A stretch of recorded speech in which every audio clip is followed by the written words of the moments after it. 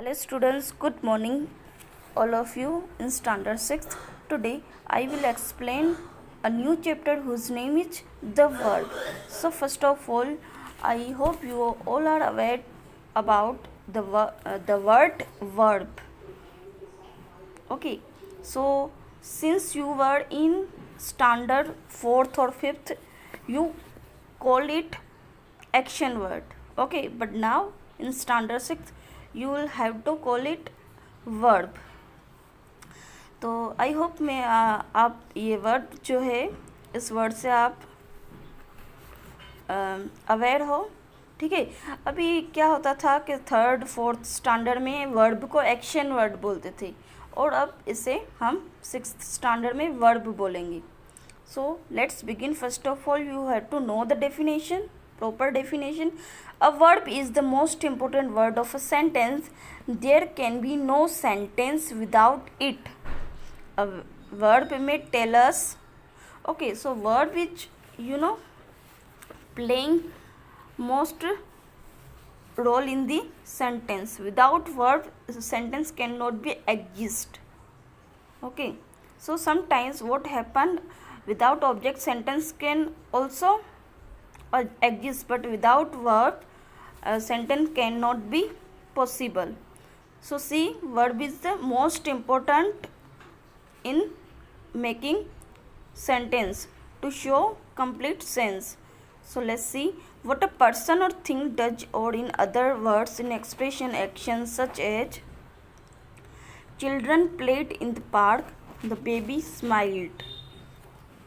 Okay, तो इसमें ऐसे बोल रहे हैं कि व्हाट अ पर्सन और थिंग डज मीन्स थिंग और पर्सन जो भी एक्टिविटी होती है ना, एक्सप्रेशन होता है उस एक्शन का, उसको हम वर्ब बोलते हैं. जब अभी यहाँ पे देखिए children played in the park children जो है प्ले कर रहे हैं, तो प्ले करना एक्टिविटी है, एक्शन है, दैट इज कॉल्ड क्या शो कर रहा है, वर्ब शो कर रहा है सेंटेंस में.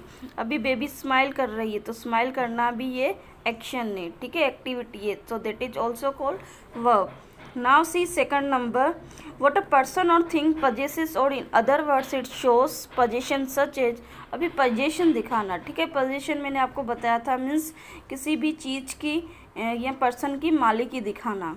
ठीक है, जैसे ये मेरी बुक है, मेरी स्कूल है, ठीक है, मेरी पेन है, एट्सेट्रा. सो उसमें क्या आता है, हैज़ एंड हैव वर्ड आते हैं. ठीक है, हैव और हैज़ क्या दिखाते हैं, इसमें पोजीशन दिखाते हैं. Like see, I have many books at home, मेरे पास. हैव का मतलब होता है मेरे पास बहुत सारी किताबें हैं मेरे घर पे. The birds has 2 wings, birds को कितने विंग्स होते हैं, 2 विंग्स होते हैं. अच्छा, अभी जो है ना ये हैज सिंगुलर में यूज़ होगा और हैव जो है प्लूरल में यूज़ होगा. ठीक है, और ये मालिकी बताते हैं मीन्स पोजीशन बताते हैं, मेरे पास ये चीज़ है, इसका हिंदी में मीनिंग मेरे पास होता है. ठीक है.